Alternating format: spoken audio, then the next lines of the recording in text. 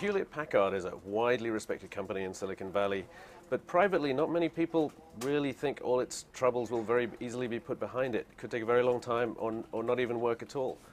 Rob, you've been looking at one of the alternatives here, which we're putting on the agenda for 2013. Tell us about that. I think it's almost a no-brainer. HP has several different businesses altogether.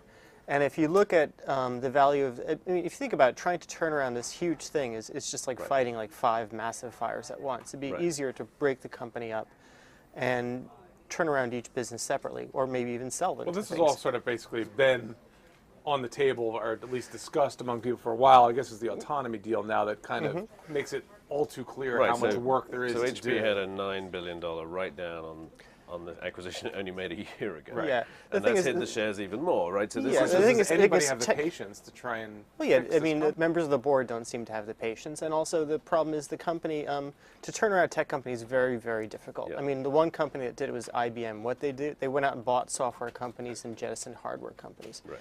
And after writing down about $9 billion of an $11 billion acquisition, I doubt investors are going to of a software company. I doubt investors are going to be like, go out and buy some software companies, guys. Right. So we should just break the thing up. Yeah, and the thing is, if you break it up, not only does it easier to manage, but it makes a lot of financial sense. Right. So the numbers. So HP's bits like today, we took each business and valued it against competitors based on sales numbers. So like PCs is Dell, right? Yeah, exactly. Yeah. PCs is Dell's, IT services, computer sciences, you know, the software bit against other software companies.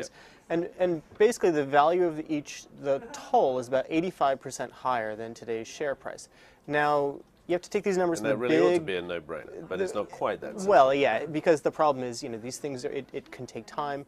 And you have to take it with buyers also? I mean, that's for bits of the business, yes. I think, for instance, the enterprise servers and storage unit, that's a hot commodity. Right. Someone would want to buy that.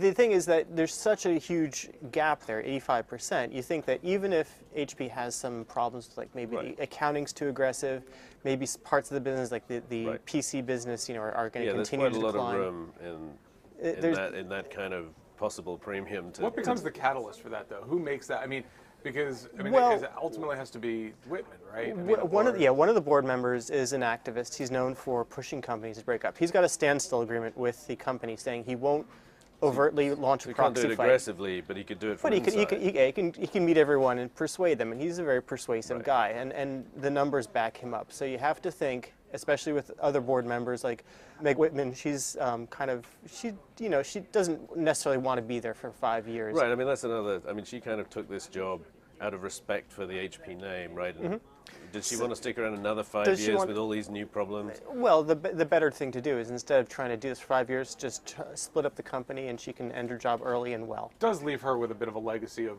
breaking up sort of one of the grand Silicon Valley companies formed in the late 30s. But the alternative is just see the entire thing just blow up. Okay, we'll leave it there. We'll putting HP breakup on the agenda for next year, and we'll have more breaking views tomorrow.